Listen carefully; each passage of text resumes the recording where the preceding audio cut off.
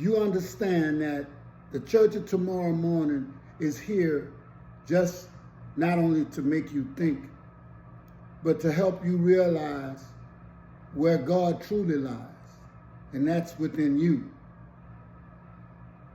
Okay? We've been told a lot of stories and a lot of things, most of them which we can't see or feel. The feeling that you feel is in your spirit, where that true God lies. But you were given a book, and you were told by people that you took as authority figures that you were less than human, that you were a nobody, you didn't contribute nothing to civilization, so on and so on and so on. But I got a letter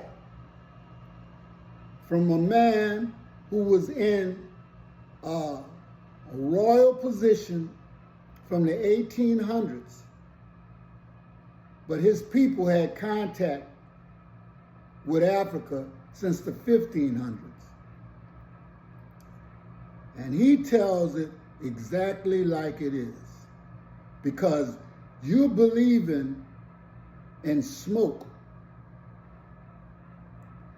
clouds, anything that they told you to believe in. But the truth that lies inside of yourself, you're too scared to believe it. You've been believing and having faith in something so long, you will believe the lie, and you will continue to believe it because you don't know anything else, and you're scared to death that you don't have nowhere to go on a Sunday. You're scared that you've been lied to for 400 or 500 years. What would happen if you kept your Sunday money and applied it to your needs, your family, to your kids' college?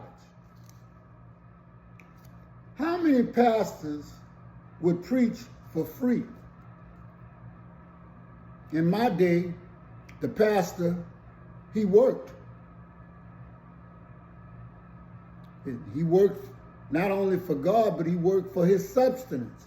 Nobody took tithes to take care of him like he's a king. Okay? How come you don't see the God in you? What makes the European think he is a God while you act like a slave? Where are the church leaders in the fight for human rights? And why are we always talking about civil rights when you are going to put civil rights before human rights? That makes no sense. Somebody must have told you that, because I want my human rights to be a human before I'm thinking about anything civil. There's nothing civil about this whole system. Why they don't work anymore. And we're talking about church pastors. Lead by example, not by a man's word. You've been led by a man's word so long, you don't even look at his deeds. Look at Congress, the Supreme Court justice, even the presidents. You're led by authority and words. And when those words and that authority fails you, you wind up in the same stupid position. You just don't want to see the kind. You like to be kind. But let me tell you some truth. This is not by me. This was taken from a university, a Spanish university. I won't even attempt to even try to pronounce it. But it's a letter from LEOPOLD of Belgium to the colonial missionaries, 1883. This is not my first time reading it, and I'm not giving up because I want you to be able to hear his words.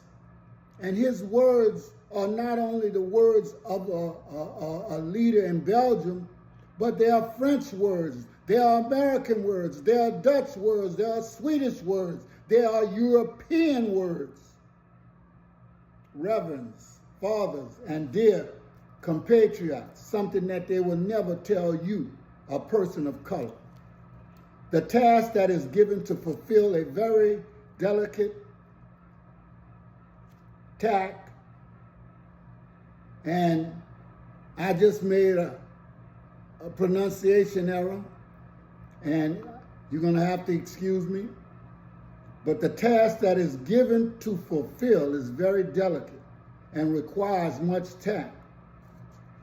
You will go certainly to evangelize, but your evangelization must inspire above all Belgium interests. Your principal objective in our mission in the Congo is to never teach the niggers to know God. This they already know.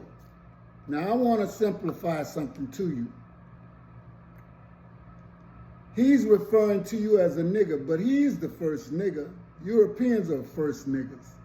You understand? Asians, all of these people. Do you know in Asia they have gods named after niggas? They don't spell it the same, but the same thing. They got gods named Sambo. So this is what I'm talking about when I speak about let truth be the authority, not authority the truth.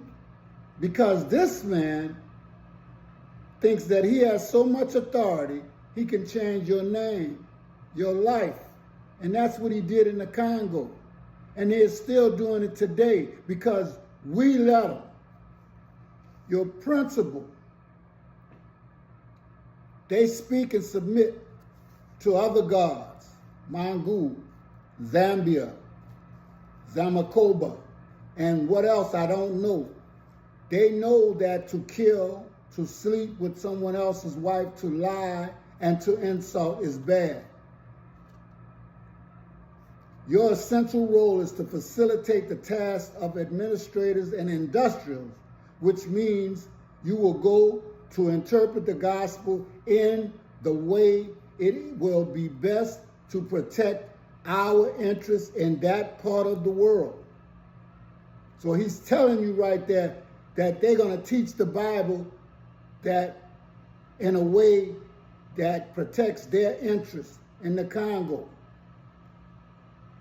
For these things, you have to keep watch on disinteresting our savages from the richness that is plenty in their underground. That's our African resources. To avoid that, they get interested in it and make you murderous competition and dream one day to overthrow you.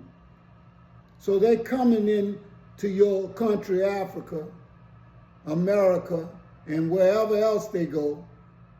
They're coming in to colonize, take, and make you a slave, to indoctrinate you to their slave type, I would say, governance, and to overthrow you and to use your back, your labor for free. Now, he talks to the missionaries and talks about how the missionaries will find texts ordering and encouraging followers to love poverty. Happy are those who are poor because they will inherit the earth. It is difficult for a rich man to enter the kingdom of God, but he's only talking about black men or people of color because they already have heaven on earth. You have to detach from them and make them disrespect everything which gives courage to affront us. I make reference to their mystic system and their war fetish, war protection, which they pretend not to want to abandon. You must do everything in your power to make it disappear. Your action will directly, essentially, be directed to younger ones, for they won't revolt when their recommendation of the priest is contrary to their parents' teaching.